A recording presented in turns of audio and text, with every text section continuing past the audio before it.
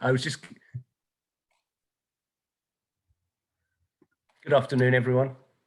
Welcome to this afternoon's webinar, hosted by the City of San Jose's Office of Economic Development. I'm delighted to tell you that we've had over 300 businesses respond and register for this afternoon's webinar, and I can see that we're now close to 130 participants with us. So I'm going to just give everyone a few more seconds to join us, and then I will get going and just say hi, hello on behalf of San Jose's Office of Economic Development. I hope you can see on the screen, and I hope you're able to have a screen, whether it's your cell, pad, or laptop or Mac. And there is a free money introduction to the employee retention tax credit on the screen, and we'll get going shortly. Okay, well, I can see we've reached 130 participants. Hello, my name is Vic Farley. I work for the City of San Jose here in the Office of Economic Development, and I'm delighted to be joined as well by Ali Lopez from the Silicon Valley Small Business Development Center. She's been a welcome panelist for a number of our webinars in recent weeks and months. And I'm also delighted to be able to introduce Rosanna Giannini, who is a business tax and cloud accounting specialist. She hasn't yet joined us yet, but I'm looking forward to introducing her more formally as we move through the procedures of presenting this webinar. For those of you who are familiar with the approach we take, we have a slide deck. We go through a formal presentation, and at the end of that, which normally lasts, we try and get that down to about 20 minutes, 30 minutes max. We try and leave then at least 30 minutes for questions and answers, so that we've got enough time to respond to individual points. So I'm going to encourage you, as if you have a particular issue or question that arises during the course of the slide deck presentation, please use the Q&A. And Ali and Rosanna and myself will attempt to work our way through all the questions that are raised. This is going to be a pretty technical presentation. I'm not a CPA, but we're hoping to really get to the heart of what is the employee retention tax credit and give you, the business owner, the confidence and the sort of energy to want to take this up and secure your credit for both 2020 and the year we're in, 2021. Right, let's move on. Okay, here's our agenda. I'm going to give you a brief introduction. What is the employee retention tax credit? Tell you about the important inland revenue, the IRS regulations, cover the business eligibility, who's able to claim. What are the time periods we're looking at here? What do we have to take note of? What's the dollar value, crucially, of this tax credit? And then I'm going to give you some examples, some illustrations of a calculation. And I'm going to use different payroll amounts so that you as a participant can have a look at this and see roughly, you'll know your annual payroll. You should have a sense of what that dollar number is and try and place yourself within the matrix that I've created for the purpose of today's presentation. And finally, I'll give you some, what I think are some top tips in terms of how you want to take this forward. And then we'll pause, take a break and get into the Q&A. Okay, thank you very much. Let's crack on.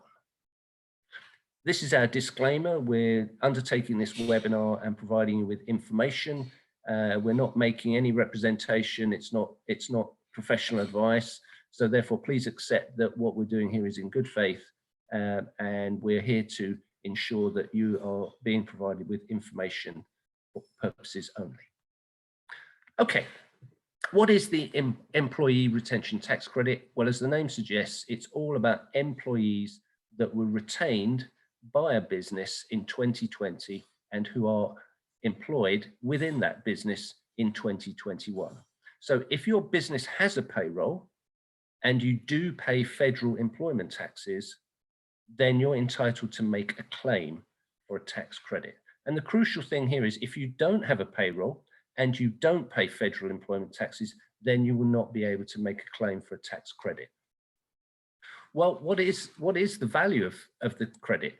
It's a direct reduction, dollar for dollar, against the federal employment taxes that you as a business owner pay, and that which you are responsible legally to report on a quarterly basis using a form known as the Form 941. And that's an important form here in this discussion we'll take forward. It's also important to note that the ERTC is not taxable income. You use the credit to reduce the taxes you owe. And if you've overpaid, and some businesses have overpaid once that credit has been applied, you receive a refund by check from the IRS. And probably the most important thing here to stress is that the ERTC is not automatically applied. You have to claim it. And we are very aware that not all businesses claim the credits that they're entitled to claim. So therefore, that's why we're bringing this information to you in good time, because we're right in the middle now of the tax filing season. So hopefully many of you as business owners are putting together the information and paperwork and records with your tax preparer and CPA and looking at the calculations involved and agreeing a figure of what you're anticipated to have to pay the federal government when you file your taxes by April the 15th. For those of you who like to check the regulations in detail, and I'm very pleased that a number of you that do email with me directly after these webinars, you like to read the documents. Well, here we are. Here are the IRS regulations, and I've pulled out of them, I think, the 4 key points. And we include at the end of this slide deck the actual links to those documents. So you don't need to take any notes whatsoever, because it will all be contained in this slide deck, and the slide deck will be sent out to everyone who's registered for this afternoon's webinar. So the credit is calculated for each employee in a business, and a number of business owners may in fact own more than one business. You may in fact employ that a person to work in more than one business. But fundamentally, when you register and make your claim to IRS, you're grouping all the businesses you own and all the employees that you employ within a single claim. Secondly, there are important differences in the regulations and the dollar values for 2020 and 2021, and we'll go on to that in a minute. And critically, in 2020, you could claim for up to 100 employees, and in 21, it's 500 employees. So you can see that this year it has a much bigger impact amongst those larger employers that require a significant workforce. And the key thing we'll focus on in terms of the calculation is, what do we mean by a qualified wage? And you have to use the IRS definition here. And a crucial point here is it's quite technical. So we, as a matter of course, will encourage you to talk to a CPA and a tax preparer to take advice on this. Once you get into the weeds of these regulations, I think the key point that we want to make is, do take professional advice in the right way in good time. So what's the qualifying wage? Well, you can check this out in the IRS notice if you're interested. It does run to over 80 pages. There's confirmation of full-time employee calculation, very important when many businesses employ people on a part-time staff, how you add those numbers together. Wages are paid to related individuals are not eligible. So if you employ your partner, you can't then claim that as a credit. And that may be a very important point, particularly if you're a husband and wife business, for instance, or you employ your family directly within the business. So you're going to have to check that when it comes to the detail here. A related business is an individual who owns, directly or indirectly, more than that percentage of the business. Qualifying wages can be wages paid and wages incurred. So there's often a timing question here about when a wage has actually been paid or when it's been incurred. And sometimes there's a technical reason for that if you're engaged in cash accounting as opposed to accrual accounting. But fundamentally, you need to follow that advice on what can be classified as a wage. And then there are aggregation rules. What's the maximum credit per employee is limited on that aggregated basis, not an individual entity basis. So if someone owns 3 companies, you aggregate them into one for the purpose of the claim, not 3 separate claims for the credit. So is my business eligible? In 2020 or 2021, you have to have experienced either a financial loss or your business was fully or partially suspended due to government orders. And those government orders can include orders issued by the federal government, by the governor, or by the local jurisdiction. In this case, Santa Clara County had a key responsibility for the issuing of government orders in relation to shelter in place. So there's a choice here. It's not both. This is a crucial point to understand. It's either or. So if your business did not experience a loss of 50% in an equivalent quarter in 2019 and did not drop by more than 20% in 2021, my apologies, that's okay. So long as your business was fully or partially suspended due to those government orders and you claim that, that is perfectly legitimate. You have to evidence it, but that's good. So that's a key thing here, because many business owners will use the government orders as the justification for the claim. If you're a business that actually didn't lose any money in 2020, is not dropping any gross receipts or income in 2021, and was not affected by a suspension or a shutdown of government orders, then logically you won't be able to make a claim. So the whole purpose of the credit is to try and offer some assistance to those businesses that were financially impacted by COVID during 2020 and continuing here into 2021. So what time periods can the ERTC be claimed? Because you can claim in both 2020 and 21. So it's based on a quarterly measurement. It's based on these calendar quarters, and each quarter starting with second quarter 2020, so that's April the 1st, 2020, but you can also go back to March the 13th, because that's when shelter in place came into effect. So it's kind of 9 months or 3 quarters plus that little bit of add-on in March. Whereas in the current year, in 2021, you continue to apply the credit for the first 2 quarters of 2021. And you continue to apply the credit until you've recovered more than 80% of your gross receipts. And that's why, again, a CPA and a tax preparer would look at this and would be able to make a judgment on whether you've reached that number, that percentage, to show that you can claim the full amount or not. So that's why the time period is quite a sensitive issue here in the value of the claim. What's the dollar value of this credit? Well, in 2020, the basic numbers were as follows.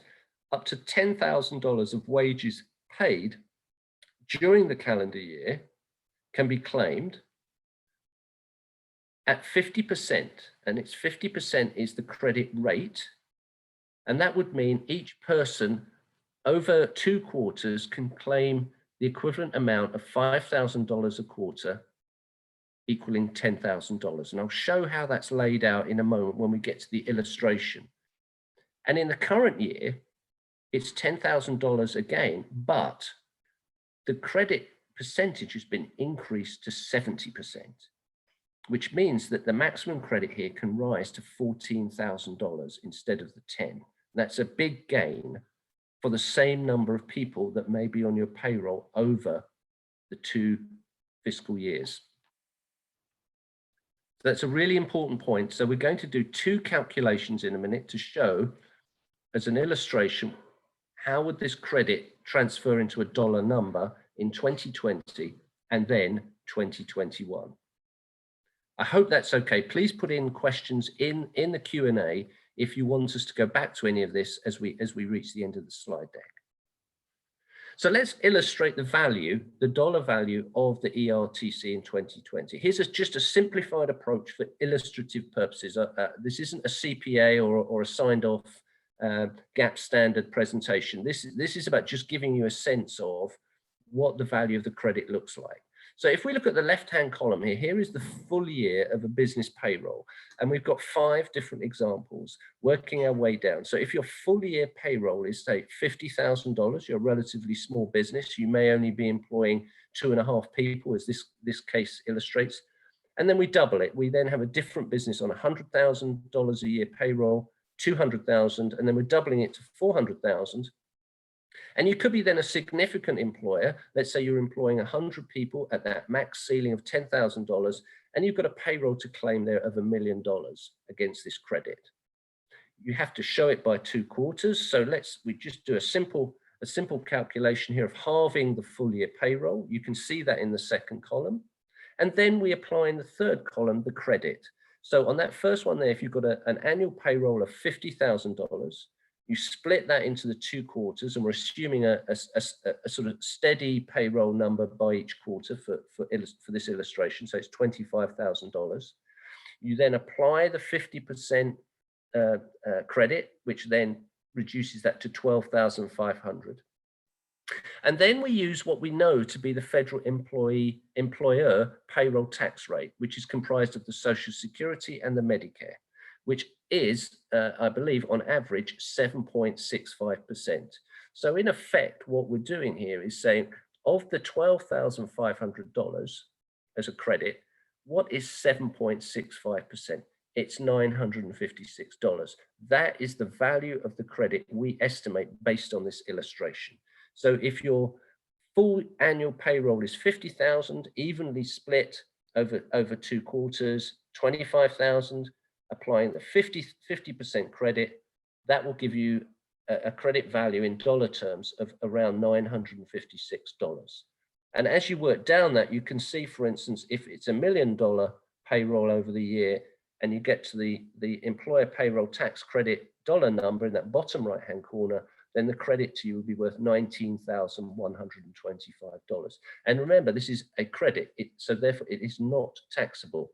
That dollar number, it's a dollar for dollar reduction in the federal payroll tax that is either due or can be refunded to you. So let's look at 2021. Now, same approach, same method, but what you can see there in the third column is that the credit percentage has been increased up to 70%. So for the same payroll numbers, the 50,000, as I've just illustrated, halved again to 25,000, it's 70% of the 25,000, which means it is 17,500. And using the same federal employer payroll tax rate of 7.65%, that gives you a credit of $1,338. That's the illustration here. So you can then work your way down, and the same payroll total, if you've maintained your payroll in the current calendar year compared to last year, you can see that if you have at the other end of this discussion $1 million payroll over the course of a year with 100 staff, that in fact is going to give you a much bigger credit of over $26,000. Now let's assume as a business owner, you didn't claim the credit last year, but you'd like to, and you'd also want to claim the credit this year, which you can do. What's the effect now of being able to make a single claim for both years? We would want to add together both of these years, 2020 and 2021. So here's just the illustration, just a very simple illustration. The annual payroll of 50,000 will give you a combined credit of 2,295. And then you can see the numbers as they go down here. You can see that as they go down, oops, Daisy, let's go down. You can see those numbers get bigger. So if you had an annual payroll of $200,000 evenly split over the course of the calendar year, broken into the 2 quarters, if that level of payroll at 200,000, that would give you a tax credit over the 2 years of over $9,000. And that's the free money here that we're referring to. And if you have a very large payroll, let's say $1 million payroll, then it's over $40,000 of tax credit that is due. Either will be reduced against future tax payments, or it acts as a refund on overpayment in the course of the 2020 and 2021 years. So I hope that's a helpful illustration. It's not meant to cover any specific business. It's not there to kind of assume your individual business's finances, but we wanted to give a sense of, well, what is the ERTC worth to you to make that claim? A question that's come up when discussing this with colleagues, of course, is can I claim a paycheck protection program loan and an employee retention tax credit? And the good news is essentially, yes, you can, with a but. You cannot claim the same dates as when you received your PPP. So for those of you who did get a PPP loan and you completed your loan forgiveness form, you will have put into that loan forgiveness form the dates that you were claiming the loan, and that's the basis upon which you are having that loan forgiven.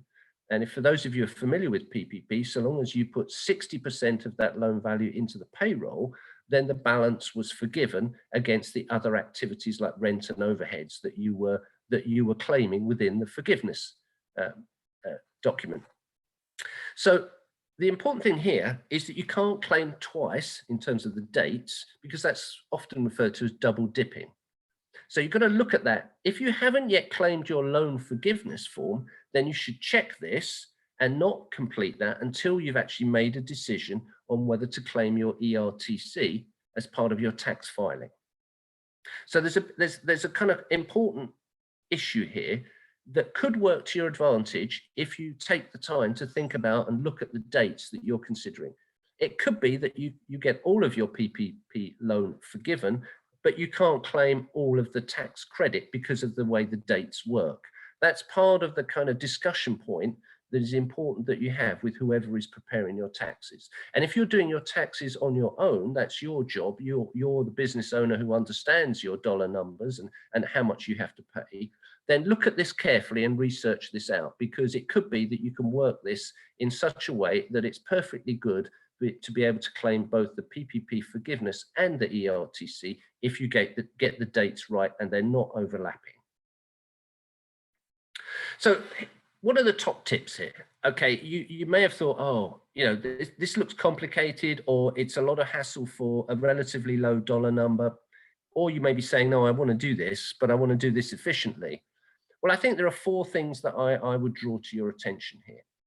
One is, if you're a business that uses a payroll provider, get them, check with them to see if they will undertake that calculation for you, because it's likely that they complete the Form 940 each quarter as part of their payroll service to you. Now, for those organizations that do use a payroll provider, this may be the most straightforward way within which you can have that conversation with them to get your claim submitted. Alternatively, and I recommend this strongly, speak with your tax preparer and CPA. There's a lot of nuance and detail behind this tax credit. Each business has its own circumstances and its own numbers. So talk that through and source the payroll documentation you need with your CPA to have a meaningful conversation about the value of the tax credit that you want to claim. Another sort of easier way to look at this is that a number of the online services that accounting software companies like QuickBooks have is a ready-to-use spreadsheet. So look online on these companies like QuickBooks and see, there's a downloadable spreadsheet. I can use that to assist me in putting together my claim, or I can use that when I talk to my tax preparer CPA, and we can look at the numbers and see what they mean and how that plays out in terms of the calculation. And finally, last but not least, and this is where I bring Ali Lopez back into the conversation, reach out for free advice. Always keep accurate records because of retrospective decisions taken, and that's a feature of life under COVID, that the federal government kind of agrees something and then agrees something else some 3 or 4 months later. And that's the case here, that they've improved the tax credit in 2021 compared to last year, and they're allowing you to claim the credit so long as it doesn't double dip with PPP. So you have to keep good records, but reach out for free advice. Please don't talk to the business owner space partners that you can find in San Jose. And please, if you're not sure, go to the Small Business Development Center here in the city of San Jose that serves the interests and needs of small business here in Silicon Valley. Let me pause here. I'm conscious I've done a lot of talking. There's a lot of narrative here. I do see we've got questions. Let me say hello to Ali again and welcome her as a panel member to the webinar. Thank you, Ali, for joining us. Thank you for having me. So just disclosure on my part, IRS and taxes is not my in my wheelhouse too much. I know a little bit about it. It's because of the ERTC, but we definitely can refer you to experts, get you set up with QuickBooks, things, anything to support you to try to get the best free money that's out there, any other lending opportunities. So we definitely can assist you in some capacity. Excellent. Thank you, Ali. I'm just looking at the questions we've received. We've got 11 questions so far into our Q&A. And I'd like to just go through them in turn. Biren has asked us, what is if all your employees are hourly and part-time and there is only one full-time employee? Well, again, you aggregate. You take all your part-time employees and your one full-time employee, and provided that's on a payroll, and the payroll will have a dollar number attached to it, that is the value of the calculation that you will make to create the claim. So if you've only got one person, you have to, that's the payroll. Or if you've got one full-time plus a number of part-time, you add them all together. Anything you want to add to that, Ali? No, that's perfect. Okay. Okay. Stephen has asked, is the max total credit $10,000 for 2020 or $10,000 per employee? It's $10,000 per employee. So if you had, and that's the max, that's the ceiling per employee. So if you had 10 employees, each earning on a quarterly basis that sum of money, then that takes you to $100,000 in theory over the course of the 2 quarters. So it's based on $10,000 per employee. Rosanna, welcome. I'm so sorry. That's okay. I had an emergency. There was this Don't worry. thing Absolutely. happening. That's okay, Rosanna. I'm delighted you can join us. We've just completed our slide deck. So pause. We're just looking at some of the questions that our businesses who are participating here today have put into the Q&A chat. And Okay. so don't worry, I won't chuck you in the deep end, so the British would say, straight away. Don't worry. Thank you, Victor. No problem. So Assad is asking us the question, if we were down 20% last year in 2020 versus 2019, do we qualify? Well, you can qualify for grounds other than a financial loss. And that was the important point I made on the slide that said if your business was interrupted by government orders. So here in California, if in fact the governor, as he did, issued executive orders which impacted on industries, and we know they did because we know, for instance, nail salons, as an example, were closed for many, many months. And then here in Santa Clara County, the public health director then issued further orders which impacted directly on businesses. And we know many restaurants, for example, many retailers were unable to open for many years, for many months, I apologize. And also we know that there were then restrictions, for instance, on the numbers of people who could enter a building, or in some cases were not allowed to enter those buildings but for public safety reasons, then yes, you would qualify to be able to make a claim, not on the grounds of financial loss, but on the grounds that your business was impacted by government orders. So that's why it was important to stress in the slide deck, it's an either or. And you as the business owner get to choose which of the two you were most impacted by. And I think it would be, my sense of this is more business will be able to make the claim on the basis of government orders impacting the business than a necessary percentage, which could be arbitrary.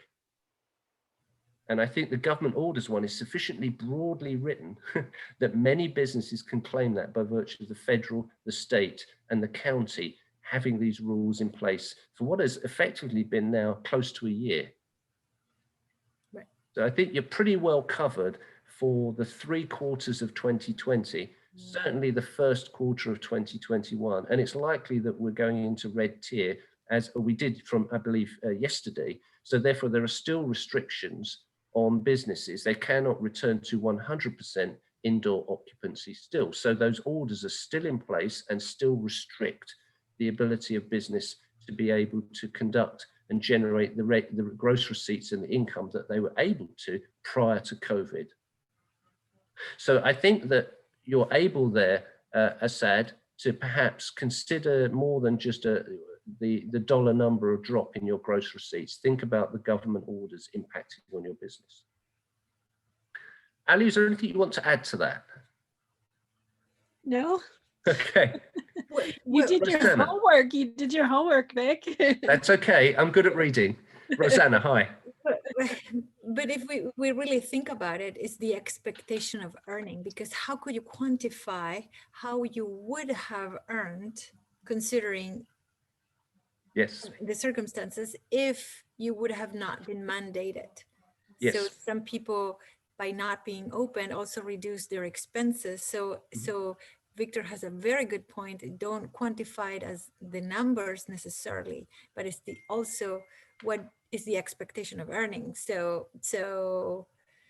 you didn't gain. Yeah. I think you can flip this one around, Rosanna, and say, well, actually, maybe I had a software business and I carried on normally.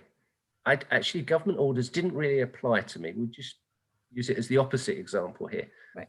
But my revenue was down. I took a hit one quarter. I could have been below 50% in one quarter. Then you can make the claim for that equivalent quarter. So it could be that there are certain types of businesses that may have sailed through last year, relatively speaking, over the course of a year. Your gross receipts was broadly stable, comparing, say, 2020 to 2019, broadly. You didn't take that, you weren't in the restaurant or you weren't in the retail industry, but you could still maybe make a claim if you had one bad quarter. Right. So you kind of need to check that one carefully. And as I say, my sort of disclaimer comment is, with this level of technical kind of insight, it's always good to talk to a CPA and a tax preparer to really get into the detail of your numbers. Okay, let's move on. Padmaham has said, if the business had a loss of revenue in 2020 compared to 2019 and closed the business on December the 31st, 2020 due to 100% no income, can we still get the credit for 2020? Well, that's a really interesting question because it would depend on your definition of closure and whether you've legally closed the business and told the IRS that you've closed the business. That's a difficult one. It's an interesting one. Was there corporate filing? Was there a closure as a legal closure, or just that you closed the doors of your brick and mortar office and you sever the lease? Yes. So if we assume, for instance, it was like a restaurant, they just closed the door, they didn't sever the lease, they just couldn't trade, the COVID restrictions were too great to be able to trade at all, then and they haven't severed any leases or made any legal filings, then presumably they could consider a claim for 2020 because the business is more dormant than closed. It's an interesting question to get into the weeds of that one. But it's kind of one where really, again, it benefits the business owner talking to their CPA. At what point, what did closure really mean? What actions did they take? And what are their intentions going forward? And if it's a sole proprietor, then there would have been no corporate legal documents of dissolution filed. And he could, if it's a sole proprietor, as a small business owner, he could stop exercising the profession or the business, but then he can come back without any penalty and without having the need of filing a legal document. Yeah. So it's a permanent closing, as Victor says, or is it a transitional? Yes. Yes. Great question. Yeah. I think we've tried to honestly answer that one as far as we can. I think take professional advice on that one with someone that knows your business well. Okay, can a company include the business owner as an employee for the purposes of claiming the credit? Oh, that's a good question. From what I've read, safe bet, it's a very gray area for companies. From sole proprietors, I'm seeing pretty much no Right. on that. For companies, there's that issue of related Yes. ownership of 50% or more. I think for owners, it's still a no, but it hasn't been fully clarified. So once again, talk to your CPA or your IRS or your tax preparer, because there's so many gray in that area. And Rosanna, you could probably touch more on that than I can. I'll give Rosanna just a moment to think about that. I was going to say we included at the end of the presentation when I come back to it, Yeah, last few slides, I've got the IRS links and the most recent publication by IRS with all the detail. And I suspect the answer to that question lies in the detailed document. Yeah. I'll come back to Rosanna now. Okay. But on the other hand, if we have also seen a shift, I question the answer. I don't think there's a straight answer either, but Right. I question also the fact that the PPP loan, for example, which is a new government type Yes. of lending through the SBA, allows you to be counted as one employee, Yes. which is unheard of, right? So it was never part of it, but so you could have paid your salary to yourself and count as an employee. So that would touch into the question of the person in the audience that wants to know if paying yourself would count. So if we follow the guidance of the PPP, maybe it's a yes. So I think it's an interesting point, Rosanna, because I'm expecting to see by tomorrow afternoon the SBA publish updated regulations for sole proprietors, the self-employed and gig workers to make their claim for a PPP loan. And I suspect they've had to consider within the SBA some of the more complex tax questions, right, as a consequence of changing some of the rules that allow the self-employed sole proprietor now to make a PPP claim based on gross income, not net income, which is a big shift in the dollar number in theory. Right. So I suspect there's some really interesting, for the people like you and I and Ali that like to look at these kinds of implications for the benefit of our clients and our businesses in the city. It's a good one to read. So I think to answer your question directly, I think have a look at this information, take professional advice, and then see what comes out of government in the next 2 to 3 days, and then act upon that. Chona's asked the question, are the employee retention credits equivalent only to employer FICA and Medicare taxes on the 50% qualified wages?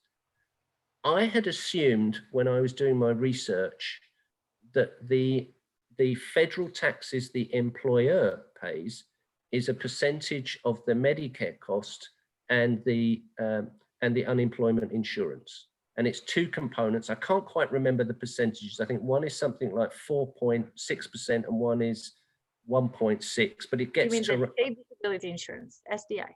Yeah. Okay. So it gets to around 7.65% was the number I was using for, but it purely is an illustration. I can't be precise with you on that. I was just trying to give you, the business owner, a sense of what is the dollar value of the credit should I claim.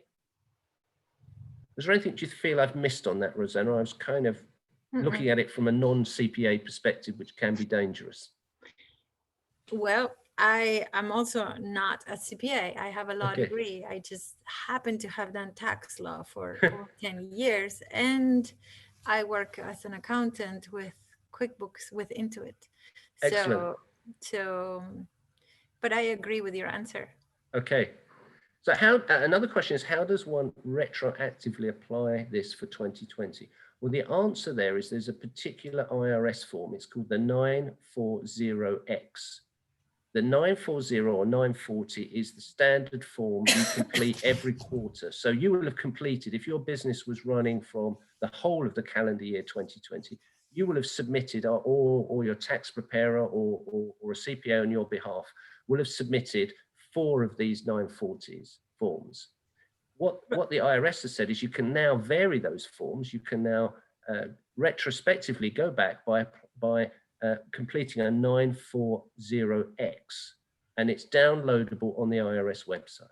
Rosanna. Yeah. And so just to add on that, because I'm also a certified payroll processor, so the 940 series are really quarterly, 941. Yep. Right? So you file every quarter the 941 with the amounts per period that you pay to your employees. But then at the end of the year, Victor is correct, we have the 940, which is the summary of all these 4. If there was a variation, you have to file the 940X, which is an amended 940, right? That's the summary, but also you have to amend the partial, the 941 on that particular quarter that it was a difference in the amounts. So effectively that quarter adjustment reflects the In the annual. 940. So everything connects so that you don't have one set of forms with one number. Right. Yeah, got it. Right. And if you are in the agricultural business, the Right. form at the end of the year is not the 940, it's the 943. Okay. But again, it's the same thing. It's a summary of the entire year, and you can also amend that as a 943X. So to answer the question directly, you can retroactively apply. Yes. Yes. There is a particular form. Yes. Yes. And you should take professional advice, whether that's through your payroll provider, whether it's through your CPA or tax preparer, or seek out Ali if you want free technical advice on how to complete that form. Well, But as Rosanna, and amendments are only done by paper. And the Yep. problem is that the IRS is late about 2 years in opening the mail. right, So what I have done with my clients that need to amend or need to file anything by paper, we actually make an appointment to the San Jose office, which is one of the few that is open in California. yep, I live in Salinas, but we have to drive all the way there anyway. And we hand deliver the form, and then the IRS officer puts a water stamp that day. And so that day is considered to have been filed. got it. And if you don't do that, and if you paper mail it, the likelihood that nobody will look at it in 2 years, it's great. So plus, to qualify for lending, I also have seen all these lenders that are subsidiaries of the SBA, they want some type of proof of filing.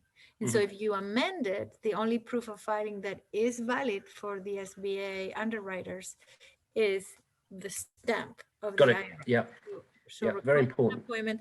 If it is helpful, I can give my secret phone number. You're talking to a big audience here, Rosanna. Well, it's not my secret, but it's No. a number that they don't publish that much, but I have it, and how to request an appointment. It's a national number, so you can be in any state, and the appointments number, you are not on hold 2 or 3 hours before someone answers. It's normally 15 minutes. Okay. So should I read the number? Yes, please. Okay, it's area code 844 545 5640. You have to say, I need an appointment. Why are you making an appointment? Because I need to submit a paper file at a correction, and I don't want to paper file by mail. The mail is too delayed. They know that. So they will give you 15 minutes or 30 minutes appointment just to paper file. They're not going to discuss anything, but the agent will just stamp it. So it's 844-545-5640. Very good, Rosanna. Thank you. And just to remind everyone, this webinar is being recorded. So if you've forgotten or you're not sure about the number, don't worry. We'll be looking within the next 2 days to be able to send out the webinar link in an email to everyone who registered today. So that should be good. A question I am very unclear about, Rosanna and Ali, just moving on. We've got 2 questions here that ask really about the self-employed and the 1099 status. Okay. Can a self-employed and a 1099 contractor claim the credit? Good question. And if that 1099 is 1099 NEC, NEC, non-employee compensation, versus MISC, miscellaneous compensation, right? Yeah. I don't know the answer definitively. I don't think anyone really know, but I say try. Why not? The worst thing that can happen is they say no, but I consider that a 1099 is the other form to report the income by someone that pay you. Is either through payroll or 1099.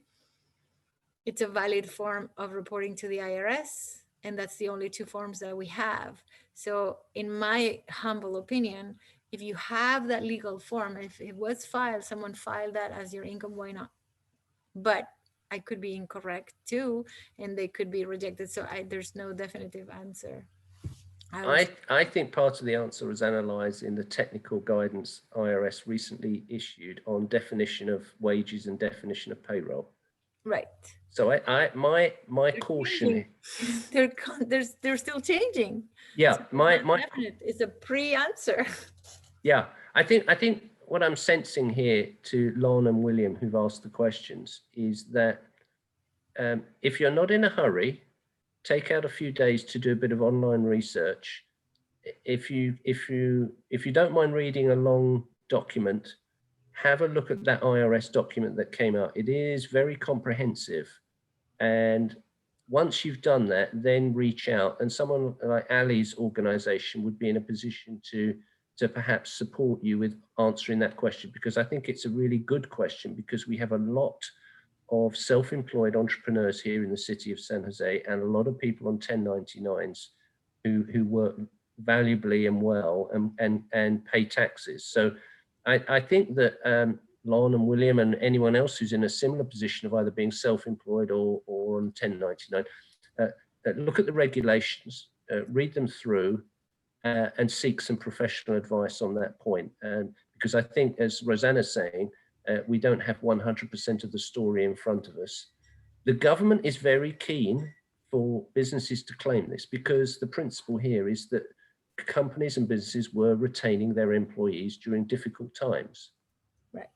So I think that the sort of moral imperative, which you don't normally see in sort of tax related programs or decisions, and normally you want things to be one thing or the other. You don't like ambiguity. You want clarity. I think the key thing here is take time out to do a bit of research on it, and then seek out professional advice if you're not in a hurry. Because a lot of people are considering this in the context of their tax filing and want to get this paperwork done by April the 15th. So in a sense, there is 4 to 6 weeks here. I know people don't like me suggesting things that where you take time, businesses want to get on it and get stuff done. But this could be an important moment just to reflect if you're in that 1099 self-employment category. Brian has asked a different question. Brian has asked the question about, on the slide where I provided some illustrations, was I showing the payroll year to be, which year was I showing? And I was showing 2020 for the first illustration, because I was relating that to the tax credit for that calendar year. And then 2021, which of course this is only middle of March 2021. So it's in effect a forecast based on the same payroll as the previous year. I was not, where 2019 creeps in is when the IRS rule for claiming the credit is to compare your gross receipts to the previous year. So when they were saying, are you eligible for the credit? It's because last year in 2020, the impact of COVID reduced your income, your gross receipts, when compared to the year before, which is 2019. But of course, you don't have to rely on that to make the claim. You can use government orders as the justification for making the claim, as I've already mentioned. So that's kind of how it works. And I apologize if those 3 years got kind of in some way kind of muddled up or mixed up, but principally payroll years 2020, 2021. Receipts comparison takes you into 2019. That's the summary. Biren has asked, if PPP funds were used against payroll for Q2 of 2020, can we use this credit for Q3 and Q4? Yes, because you're not double dipping. Your PPP, when you complete your loan forgiveness form, you will put the dates probably into that loan forgiveness form. That will be the evidence that the bank will use to approve the forgiveness of the loan and its proper purpose to which those funds were used. And those dates are the critical ones that are then a matter of record. So if you used it just for Q2, then you can use your credit for Q3 and Q4. And you just have to check those dates to make sure that the date that you used your PPP loan forgiveness didn't creep into the next quarter, because then you're into a more complex calculation. Anything to add on that, Rosanna or Ali? I love your brain, Victor. I really do. That's okay. It's okay. You already said, but where are you from? From England? Yeah, I'm very British. Yeah. I also love your accent too. So I get into a lot of trouble, Rosanna. So let's look at this. If I didn't get a PPP loan and one of our employees collected unemployment but worked from time to time on a part-time basis, is there any point in filing for anything? Well, that's a great question. That really boils down to knowing your numbers, because you're quite right. What that question implies is that government in one form or another, whether it was through a credit somewhere else or unemployment insurance, was supporting a person who was on the payroll at some point in the 2020 year, as an example.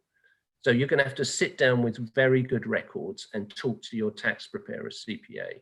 And it could be that there is a dollar number against that credit, but without knowing anything about the salary or the payroll, it could be it's a very low number. Right. So if we just applied the principle of the benefit, the maximum dollar value is that 7.65%. It's 7.65% of maybe a very small number. So I'm feeling cautious in answering that question. I sense that what you're hinting at with the question that you put in the chat box is that this number could be very insignificant, because if it's just one person, the maximum would be $20,000 halved, 10,000 again with a 50% rate, $5,000. And so you'd be working off that calculation, reducing it down from $5,000. And Victor, you said that also to take into consideration that another government agency already provide unemployment. I mean, would that also count? Because, for example, I have a client who had to lay off some employees, and then she got the PPP, and then she offered them the job back. Yes. And their employees refused to come back because they said that's okay. Less yes than me receiving unemployment. And so she lost like 10 employees, and then she had a big problem because then she couldn't fill the payroll and to meet the requirements for the guidelines. So I think with PPP, the crucial piece of evidence there was that the business owner had offered the jobs back to the people that had been laid off. I was going to interject with that. Ali, yes. He should have, I would like to know more, Anonymous, why you didn't get the PPP, because if you retain the employee, even if they got unemployment, you could still claim PPP because you did not let them go, I'm assuming. Or if you did offer to bring them back and they refused, you would not, as a company or the employer, be penalized. You should have got something. So I'd be interested. There might be some other reasons why. I just can't, I don't know it based on your question. But if you reach out to me, I'd really like to look into it a little bit further, because we'd like to get you know, as many of our businesses something, whether it's a tax credit or a forgivable loan or grant, something, so that we can help your business. And I have to say, just as a quick plug for PPP, the program expires, it sunsets on March 31st. And if you're a business that hasn't yet claimed, you can claim a round one PPP. Right. So in a sense, there's a kind of 3-week clock ticking down here.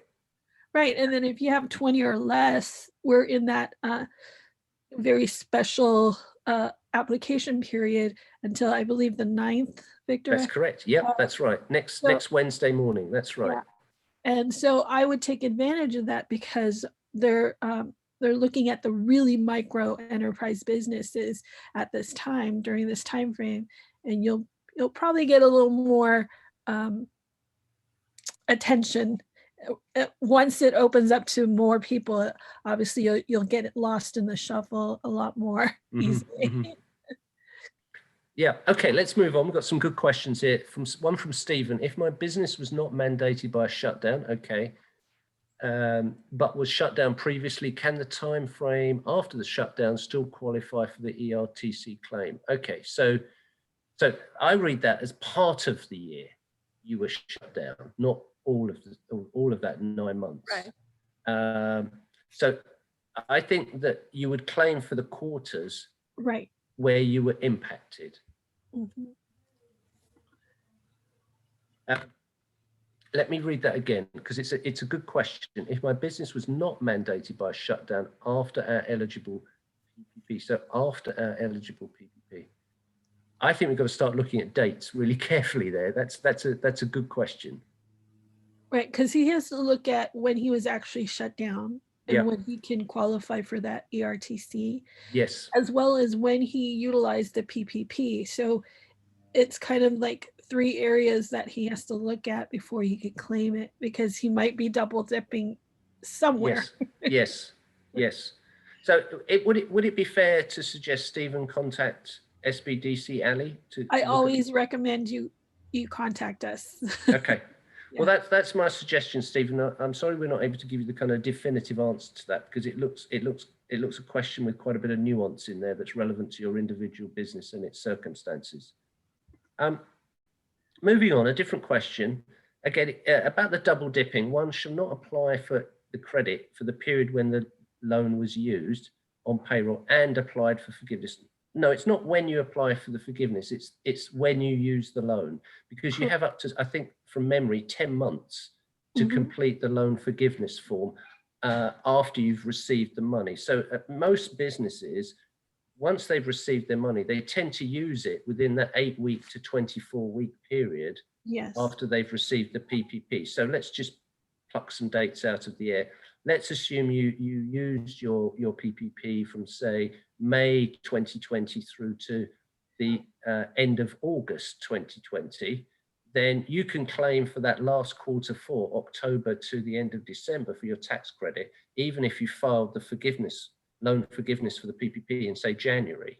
Right. But when you file that loan forgiveness form is immaterial to when you claim the credit and when you claim you use the PPP loan. You just have to keep a record of dates to make sure you're not crossing over one form of government benefit with another.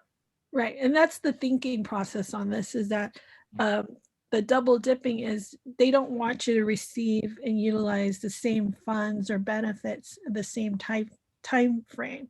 So forgiveness isn't really, it's part of the PPP, but it's not really a financial benefit, if that makes sense. It does. And you so already got it through the PPP loan. So I think for the purpose of answering the question directly, you do not need to consider when you submit the loan, the forgiveness form. You only have to consider the dates where you used the PPP loan and make sure they do not conflict with any of the dates that you may choose to claim your credit back on. And then something we didn't talk about, but it also comes into play, is the EIDL. If you receive the EIDL, remember you cannot use that the same time period as the PPP. Right. But they didn't say anything about the EIDL conflicting with ERTC because it's actual loan. Right. So you have to return it. You have to return it. So it's not conflicting with the tax break. Right.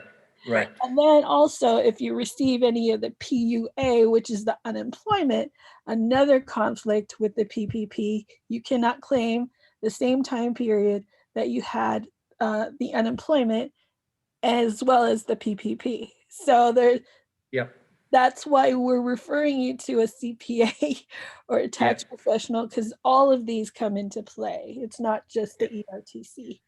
And to add one more little thing on the EIDL, because totally on point, excellent comment, Ali, I love you too. It's a loan, the EIDL, so it's not income. That's right. Then the question is, okay, well, if my PPP is not forgiven, then it's income. Yes. So then so the question is, how would I know if it is forgiven or not, if it's going to be in 10 more months and I have to file the taxes now? I think that the principle one should think about, if I were a business owner, is I can only claim one form of loan, grant, or credit on any one day of the year. Yes.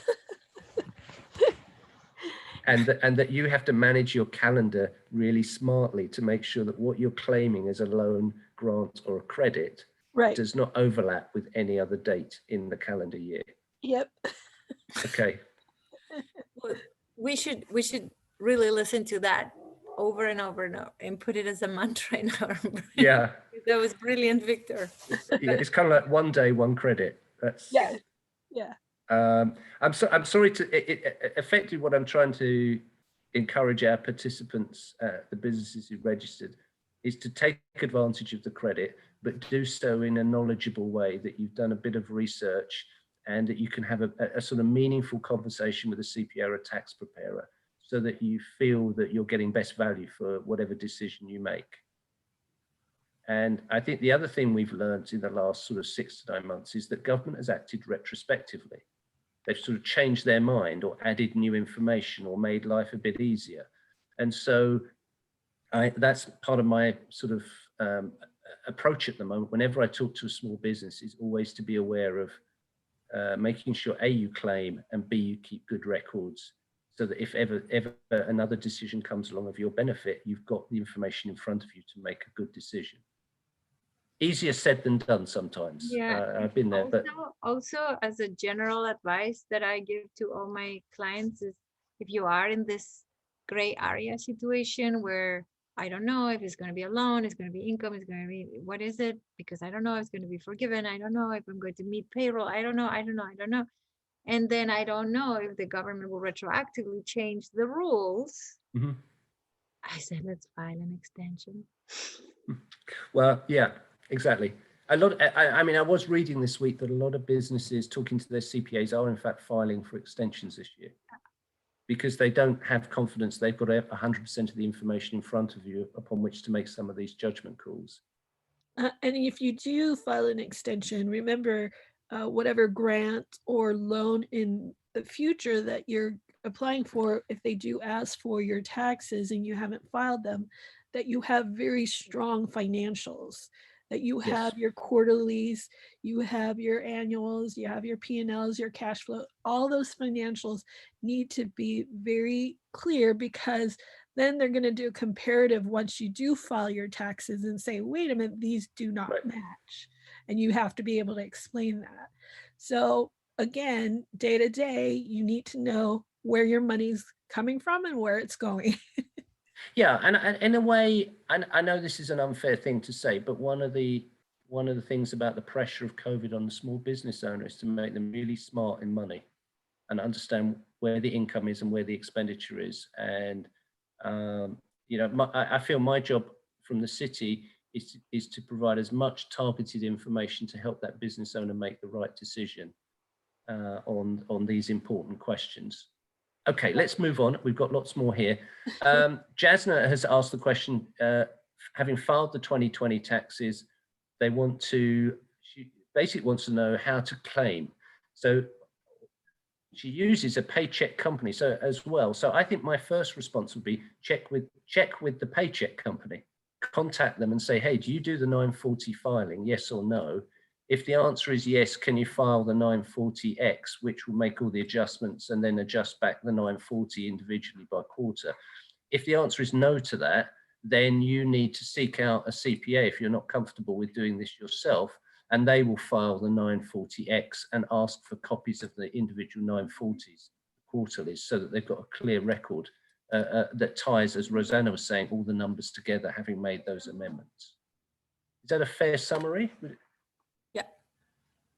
Okay, there's a lot. I like your comment previous to this answer, Victor, that you said, despite of this COVID tragedy, the positive lesson for COVID is that we have to be, forces us to be aware of our finances. And it's interesting. I never actually have seen it that way, but you are so right.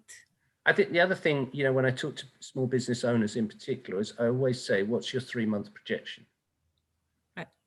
And then I'll say, what's your projection for the end of December? Because I'm trying to encourage a business owner to take a view, even if it's impossible because of COVID, will we open, will we close? It forces you into thinking about, hey, if I was down 50%, can I survive? Yes. What do I need to do? Okay, understood. It's just giving you that kind of I wouldn't sort of call it mechanical, but you're going through a bit of a thought process about different situations or different scenarios against a forecast to allow you to sort of have some degree of confidence about decisions you take. I used to joke many years ago, the only argument of the day I had as a business owner is when I looked in the mirror. And that was kind of, you know, you felt lonely as a business owner. So I think the important message I'm trying to convey to people who participate in these webinars is always reach out. We got off the track there. I apologize. Let's come back to the questions. Tony has asked, could the speaker, okay, yes, contact information will all be at the end of the slide deck. We'll cover that. Thank you, Tony. Okay, what government orders or justification would qualify a janitorial company that may not have experienced a loss of revenue, but is in Santa Clara County? So the justification there is that your business was impacted by government orders. So if your janitorial business, if basically your employees, and I'm making something, would have to go into buildings to clean buildings as part of a janitorial service, excuse me, excuse me, and they couldn't go into that building because the building was closed due to a government order, let's say that's a school or something, and therefore you weren't able to receive your income due to that impact of the closure on your business, then you're able to make the claim because the government order prevented you from conducting your business, irrespective of the income loss per quarter. So you have to look back and see, was my business impacted by a government order? And it's sufficiently broadly written that, as I say, what the county statements were and the tiering that the county introduced and the governor's decision-making in California and the closure of certain types of business makes it a much broader category than having to look at a specific loss in gross receipts by quarter comparison for the previous year. Okay, let's move on. Abby has put in great question. The credit is so-called refundable. So if the credit exceeds, sorry, it's just moving up and down here. So if the credit exceeds the employer tax, the excess can be refunded. What is the employee retention tax credit? Okay. The employee retention tax credit is a fully refundable tax credit for employees. Yep, including, okay. Yeah, I'm just reading this. It's a long question. The maximum amount of qualified wages taken. I was trying to see if there was a question there or if she's answering it herself or himself. I'm sorry, Abe. We're not sure. I think it's beautifully written in terms of detail, but yeah. I'm not. I kind of see what you're saying, Ali. I think that the second half of the statement there is potentially an answer to the question. Yeah. Abby, if you're not happy with this, please give us a follow-up question in the Q&A, and when we get down to it, we will do our best to try and give you an answer. Okay. What is the maximum credit a business can use for 2020? I understand it's based on employees. And I believe you said 100 employees. Is that 100 times 10,000 split in 2 equals 500K? Yes, that's what it is. If you had 100 employees and you were paying them an average wage, let's say an average wage over the course of a year, let's make a number up, let's say $40,000. So each employee was getting $10,000 a quarter. You're able to claim the maximum value of that credit because then everything is halved down. So the $1 million over a year, you're looking at 2 quarters equals $500,000. You apply the percentage rate, let's say that's 50% for 2020 equals $250,000. And then it's the employee tax percentage, which is 7.65% of the 250,000, which is just under $20,000 as a number. I haven't got the page in front of me, as I'd take us back to that page on the slide deck. An anonymous question. What is the minimum that my company needed to spend on payroll that it can qualify for the ERTC? I don't know the answer to that one. There may well be a threshold figure, and I don't know what that is. I'd have to check that with the IRS. But if you look at it as ultimately 7.65% of a dollar, then you're going to have to go over at least $1,000 to get to $7 to get to $76. That's a kind of simple way of looking at this. I would check with the IRS if there's a minimum. I've not seen a minimum. I don't know, Ali or Rosanna, if you've seen a minimum there. I've not seen it personally. No. Okay. Okay. Chia said, can we apply for credit using specific date periods to avoid overlapping with PPP, or do we have to go by the whole quarters? Oh, okay. That's a really good one, isn't it? So if in fact the PPP loan went over, let's say it was, I don't know, let's make a figure up. Let's say it ran from August to end of October. So it cut into quarters 3 and quarters 4. Does that wipe out the whole of those quarters for credit purposes? Or can you sort of cherry pick the sort of 2 weeks or 3 weeks in quarter 3 and the 6 weeks in quarter 4? I've not seen that before. That's a good question. Any thoughts on that one in the panel?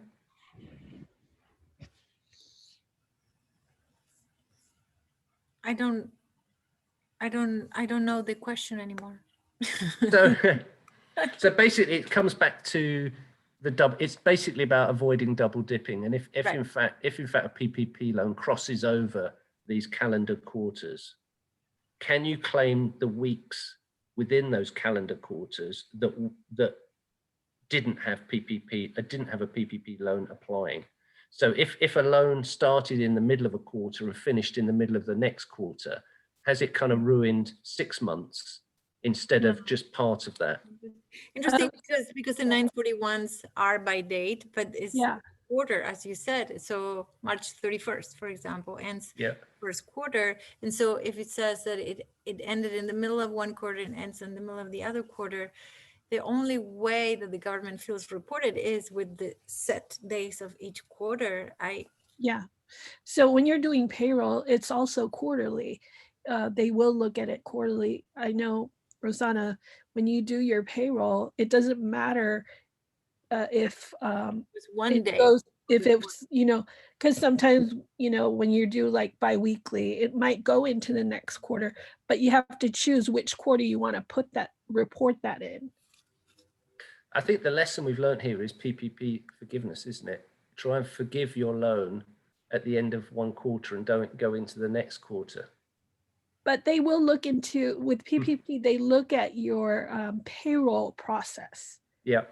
So you do have to choose which quarter that specific payroll is going to end. Yeah. Because it might, usually if it goes into the next quarter, that is for that next quarter, usually.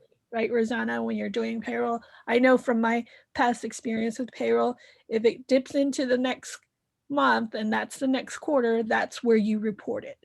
Right. So there really isn't an overlapping. You just have to make the choice based on your payroll processing. Okay, thank you for that. Excellent. Let's move on. If an employee's revenue went up in 2020 as compared to the previous year, 2019, is there any possibility of claiming the credit?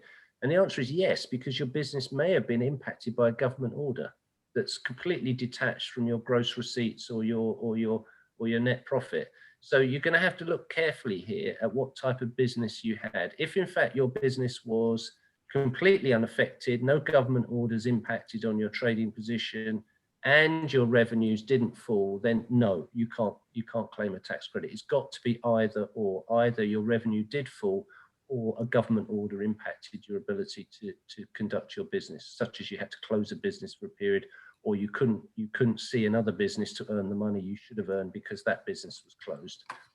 Right, and not necessarily regarding the ERTC, but in general, every business has been impacted in some capacity because you're forced to wear masks. You have to purchase PPP or PPE.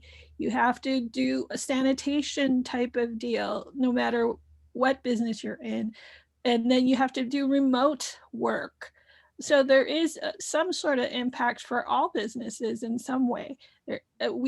I don't think anybody was able to escape. Now, some people were able to benefit based on their business model, or if they pivot based on a business model that is conducive for this type of environment, and I've seen it, like the big grocery departments, stores, exactly. retailers, but they too were impacted because they aren't allowed to have, there's a limited capacity of how many shoppers could go in.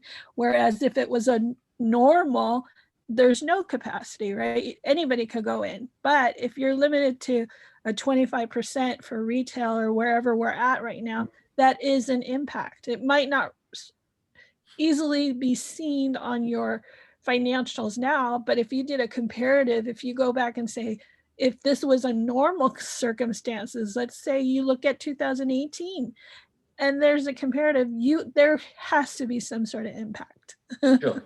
Right. But it doesn't necessarily mean it's going to help you file for any of the benefits or the ERTC. Yeah. Again, these are good questions, aren't they? Because we're really getting into some of the kind of ambiguity and nuance attached to regulations. Yeah, very good. Moving on. These are never fun. I like the challenge of I confess I like the challenge of this. So yeah. Except for us, I said. Yeah, apologies, Ali. Ramraj has asked, I'm in the process of claiming the credit. Do we have to subtract Social Security COVID-19 relief that was used for family medical leave? Wow, that's a level of detail I'm not close to. I don't feel I could honestly answer that. I feel, Ramraj, I would want to encourage you to seek out a CPA or contact Ali's office to have a free consultation on that level of detail, because I think you've got to start getting out the regulation book and the notices that were published by IRS to just track that through. Any thoughts on that one, Rosanna or Ali? Yeah, we're going to have to dig deep into the details on the FAQs that just came out actually March 3rd. That's right. Yeah. FAQs on that. And even those, you know, whether it's an 800-page document, you know, they try to simplify it with FAQs, but you won't necessarily find these specific answers in. And even if you do, there's, like I said, there's a lot of gray areas, even they don't know. I think my response to you, Ramraj, is please use the link at the bottom of this today's slide deck, because it would take you to the latest IRS notice with all the detail. I apologize to you if that's, you know, that may be very time consuming, but at least you'd have the satisfaction of seeing for yourself how you think that's applied, or do reach out to a CPA who would have to look at this with you to take a view on it, or contact Ali's organization if you just want a more abbreviated answer to that. Pedro's asked, how do we contact Ali Lopez? Well, again, your contact details will be at the bottom of the slide deck here. Anonymous question, we use QuickBooks for our payroll. How do we separate the part of the quarter for PPP forgiveness and the credit? How do we inform our payroll processor?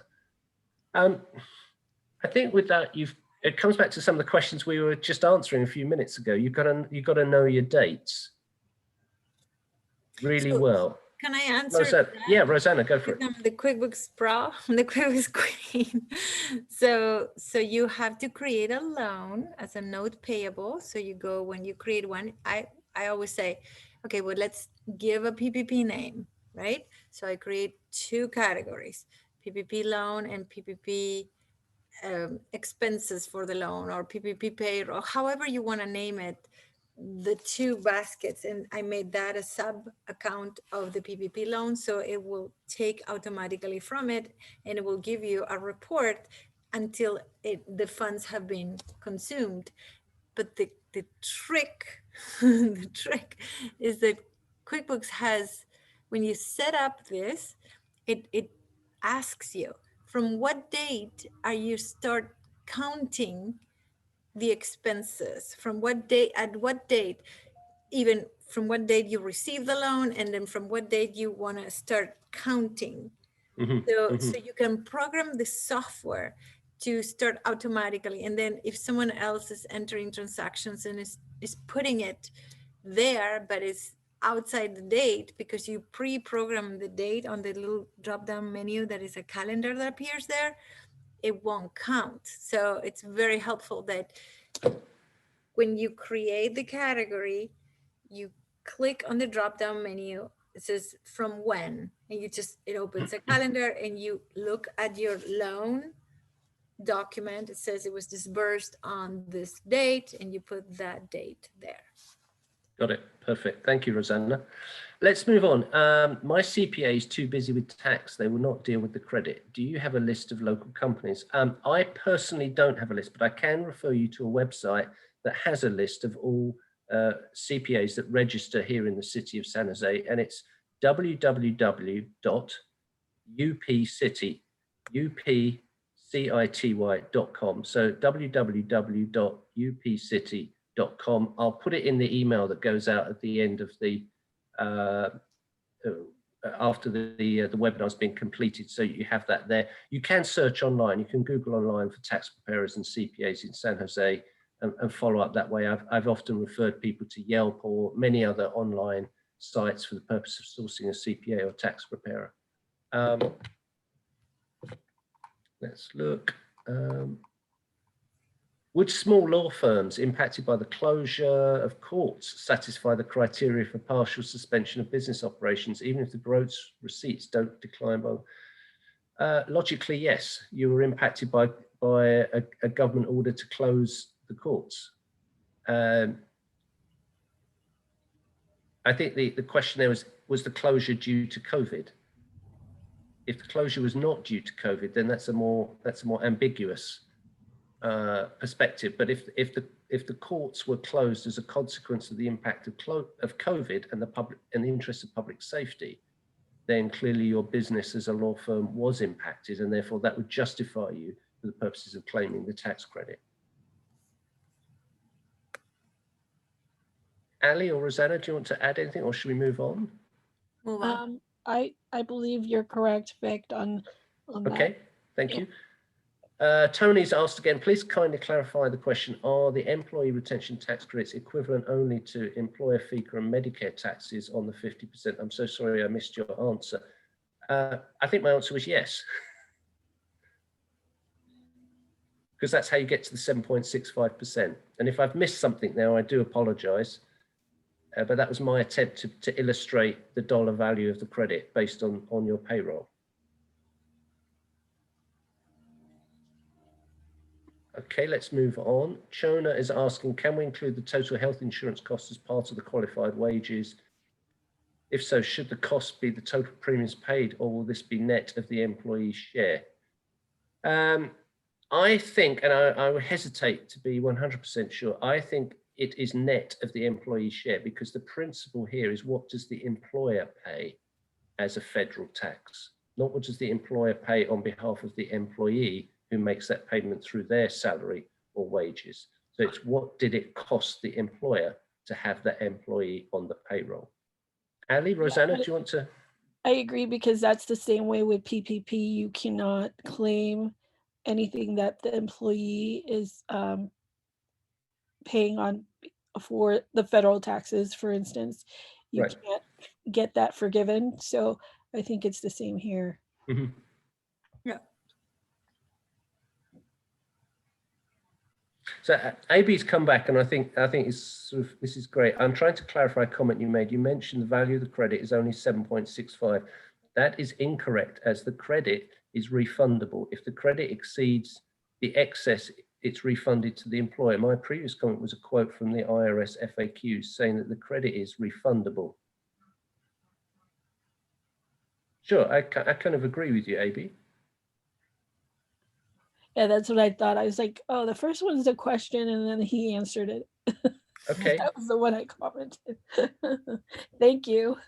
Okay, Tony says, thanks for clarification. At 7.65, the gross wages is much smaller than I once thought. Yeah, we're offering information, Tony. Please seek out a CPA if you want to just check that through and get a professional opinion here. I just wanted to use that as an illustration of value. But please seek out a CPA on that point. And I would say the same with with AB, if please take that up with the CPA. If you need me to refer you to someone, or you want to speak to Ali separately outside of the webinar, that would be great. Well, we've tried to cover all the open questions that were put into the chat. Some were quite tricky because they relate to the individual circumstances of a business owner, and that's totally understandable. I'm very pleased that we had the opportunity to be able to try and go through those questions and give as complete an answer as it were possible to do. I'm just going to finish the webinar just by mentioning here below, if I can do that. Okay, so here are the IRS resources. These are the links that you can click on as a participant if you want to read the detail of the recent publications that have been made on the tax credit. Oops, sorry. Apologies. Here is the local stakeholder liaison. Rosanna was referring to a number earlier today, but this is the not so secret local stakeholder liaison that IRS have, and I'm delighted that Erin Young is with us from IRS here in the audience. Welcome, Erin. Here are the NFIB. These are the national kind of business advocacy organizations that have hosted tax credit webinars and their slide decks. So I put that in there for you as well, because you can see from where the material has been drawn. This is Ali's contact details here at the Silicon Valley Small Business Development Center. Please reach out to SBDC if you wish to follow up with wanting to discuss in more detail your particular business circumstances. And here's my final kind of, before we close, next week's webinar, which is not me, you'll be pleased to know, it's my colleague Des Woodworth, will be hosting everything you need to know about the Shuttered Venue Operators Grant, which is yet to be given a launch date,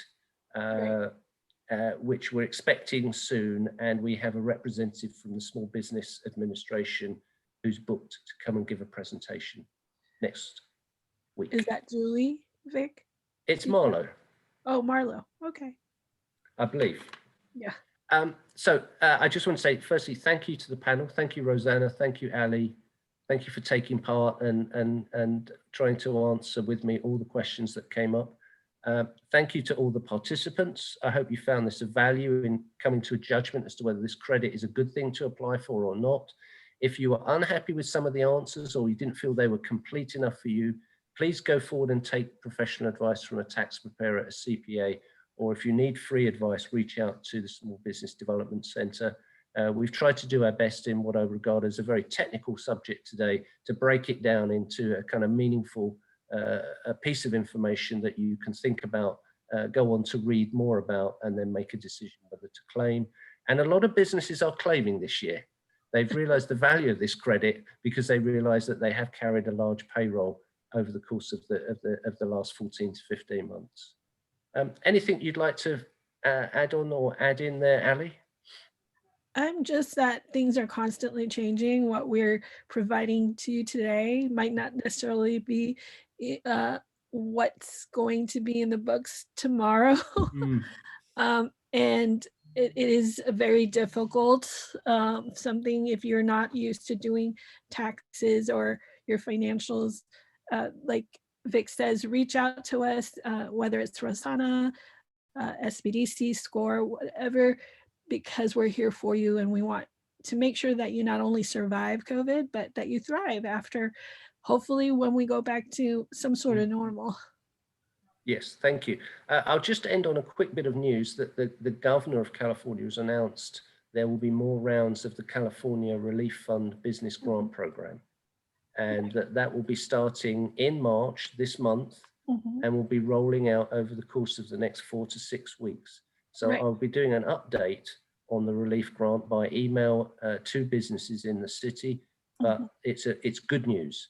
And I hope that the movement to red tier as well here in the county that took effect this week is also good news for you as business. And I'll finish by saying, if you need anything from the city and want to communicate, my email address is here on the last page of the slide deck. You can contact me here at victor.farley@sanjoseca.gov. and I'll do my best to either reach out back to you or refer you to the appropriate organisation that you may want to speak to. So that's it. Thank you very much today for attending. We had a good attendance. I hope you found it of interest, and I look forward to seeing you again at a future webinar hosted by the City of San Jose. Thank you very much for Thank you so much, Victor and Ali. You guys are the best. Thank you. And it was my pleasure to be here. I don't know if I contribute anything, but I learned a lot from you. and I had a feeling in my heart, and I just want to say it. Know that you're not alone. Yes. Right. SBA is here, and Ali is a superstar, and so is Victor, which is my first time seeing him. And reach out to them. They're here to serve you, and it's the truth. I mean, they're not they're that caliber, and so we're all appreciate that, Rosanna.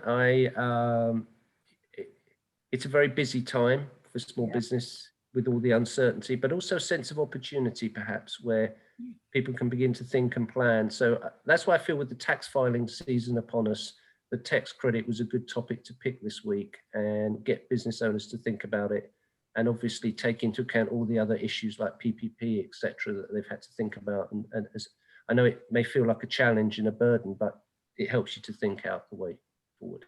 So I'm going to finish here and say goodbye to everyone, and look forward to seeing people. Look forward to seeing you at a future webinar that we host on hopefully a topic that is of value to you as the business owner. Thank you very much. See you soon. Bye-bye. Bye.